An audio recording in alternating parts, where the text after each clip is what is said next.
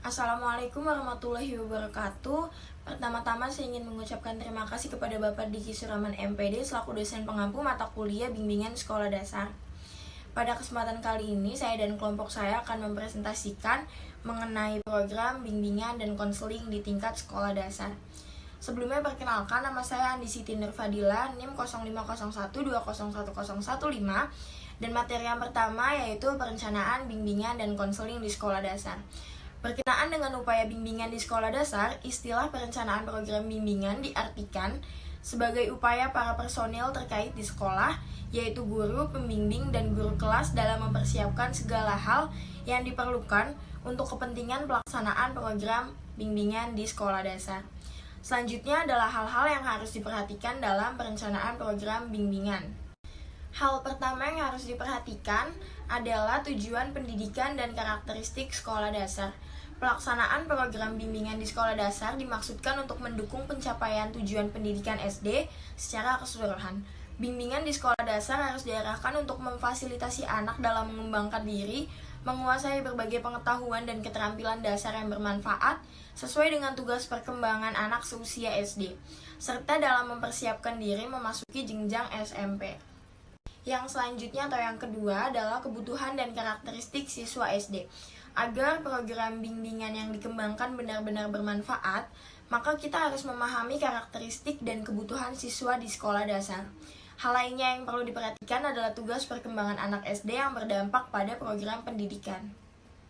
Assalamualaikum warahmatullahi wabarakatuh. Perkenalkan, nama saya Ninin Quratul Aini dengan NIM 0501201011. Di sini saya akan memaparkan beberapa model perencanaan program bimbingan di sekolah dasar.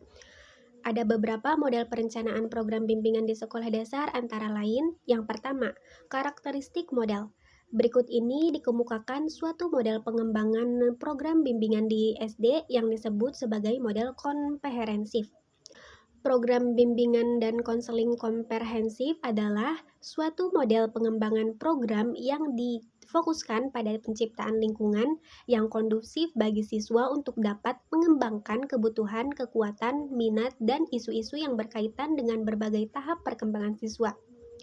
Fokus program bimbingan komprehensif adalah pertumbuhan perkembangan seluruh siswa. Selanjutnya yang kedua ada struktur program. Struktur program model komprehensif terdapat 4 komponen, yaitu yang pertama layanan dasar, yang kedua layanan responsif, yang ketiga layanan perencanaan individual, dan yang keempat layanan dukungan sistem. Keempat layanan ini diberikan kepada seluruh siswa. Materi program disesuaikan dengan kebutuhan dan karakteristik perkembangan siswa. Selanjutnya, yang ketiga ada distribusi program.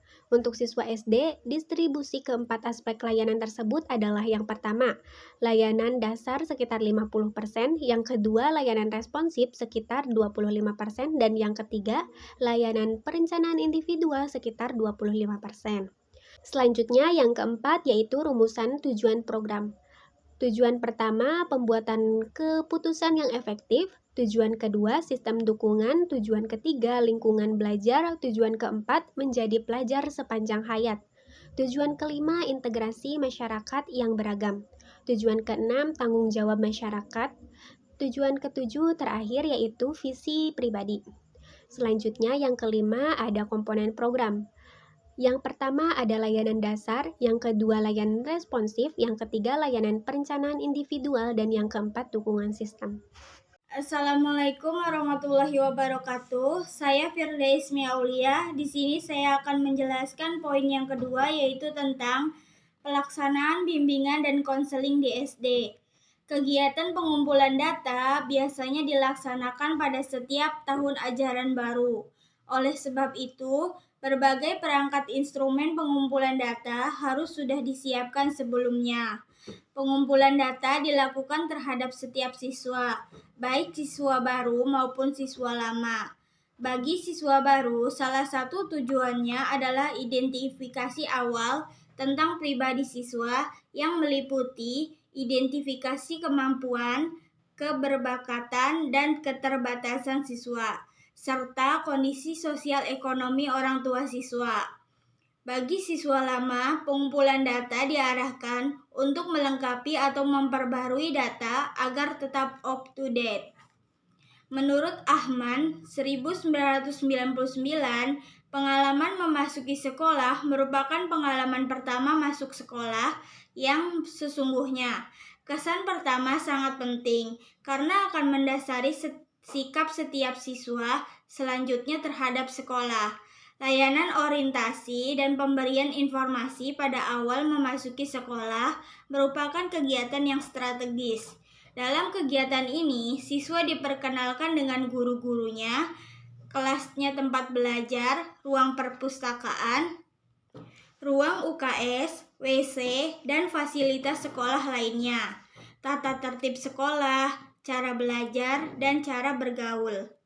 Assalamualaikum warahmatullahi wabarakatuh. Perkenalkan, nama saya Salsa Maulidina Mutafariko dengan NIM 0501201222. Di sini saya akan menjelaskan dan melanjutkan materi yang telah kita jelaskan, yaitu layanan penempatan dan penyaluran yang dikembangkan di sekolah dasar mencakup antara lain. Yang pertama, layanan penempatan dan penyaluran bagi kelas 1. Pengalaman prasekolah mempengaruhi kemampuan siswa dalam belajar di sekolah. Siswa kelas 1 SD memiliki pengalaman prasekolah yang berbeda-beda baik ketika di TK maupun di rumah, sehingga kemampuan siswa kelas 1 sangat beragam. Kedua, ada layanan penempatan dalam kegiatan ekstrakurikuler.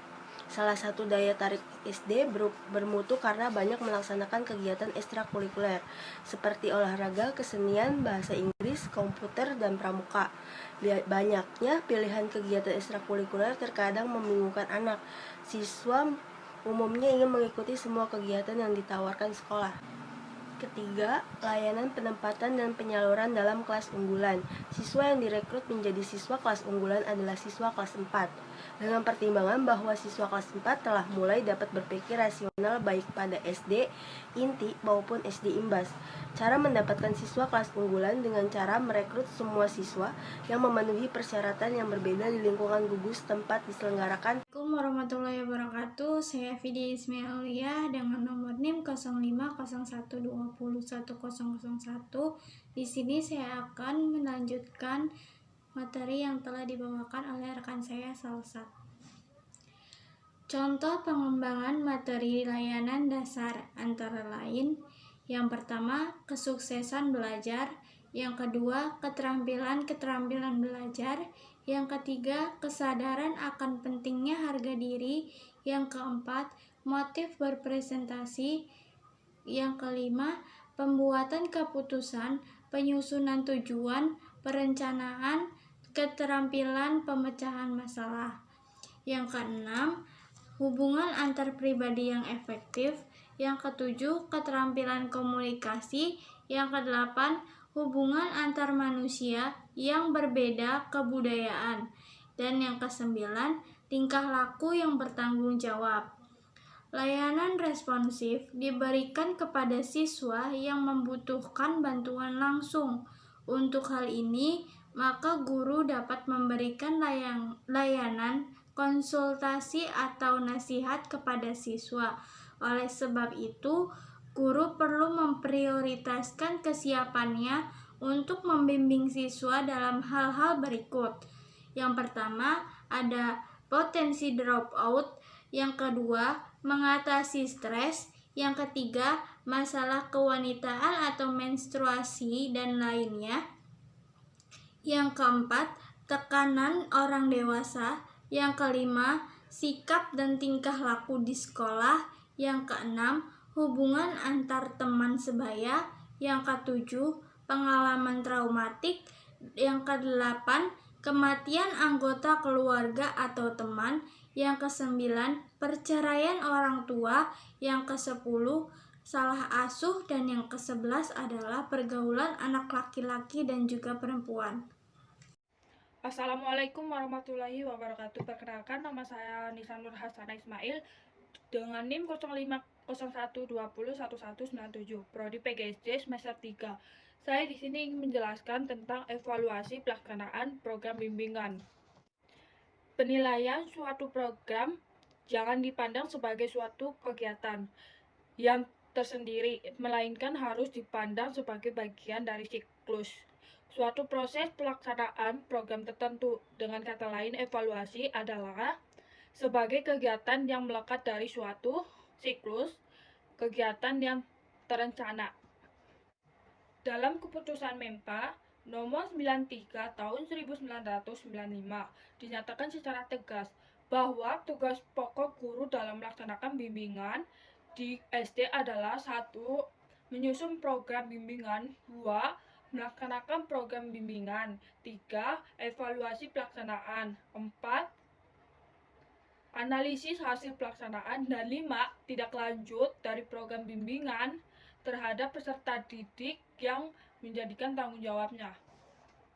Furqan mengemukakan bahwa tujuan evaluasi yang berbeda-beda itu dapat dikelompokkan ke dalam 3 kategori, yaitu 1. Akuntabilitas. Pertama, tujuan evaluasi diarahkan seseorang atau sekelompok orang untuk memberikan pertanggungjawaban program atau kegiatan kepada pihak yang memberikan tugas atau mengambilkan keputusan. 2. Pengembangan. Kedua, tujuan evaluasi yang dimaksud untuk memperbaiki dan meningkatkan program yang dilaksanakan. Yang ketiga, pengetahuan. Tujuan evaluasi adalah memperoleh pemahaman atau pengetahuan yang lebih asik tentang suatu persoalan atau isu tertentu. Kenalkan, nama saya Siti Alimah dengan NIM 050 120 12 16. Pembahasan selanjutnya yaitu mengenai metode evaluasi program bimbingan dan konseling di SD. Gibson dan Mitchell 1986 mengemukakan 3 metode evaluasi program bimbingan dan konseling di SD. Yang pertama yaitu metode sebelum dan sesudah. Metode ini penilai mengidentifikasi kemajuan yang dicapai setelah suatu program tertentu dilaksanakan dalam suatu periode tertentu. Yang kedua, metode perbandingan. Metode kedua ini dilakukan atas dasar perbandingan antara 2 kelompok. Yang ketiga yaitu metode penegakan kriteria. Evaluasi ini dilakukan atas dasar identifikasi hasil program yang diharapkan dan kaitannya dengan karakteristik dan kriteria. Evaluasi sebagai suatu kegiatan tersendiri memiliki nilai yang kecil. Yang memberi nilai besar terhadap evaluasi program adalah menggunakan hasil temuan evaluasi. Apakah menggambarkan hasil yang sesuai dengan realitas objektif atau tidak, serta apakah menggambarkan dengan jelas kelebihan dan atau kelemahan program atau tidak. Oleh sebab itu, perlu ditegaskan sekali lagi bahwa di dalam rencana evaluasi harus ditetapkan tanggung jawab khusus untuk menggunakan hasil temuan evaluasi ini untuk pengembangan program lebih lanjut. Terima kasih. Itu saja yang dapat kelompok kami sampaikan. Kurang lebihnya mohon maaf. Wabillahi taufiq wal hidayah.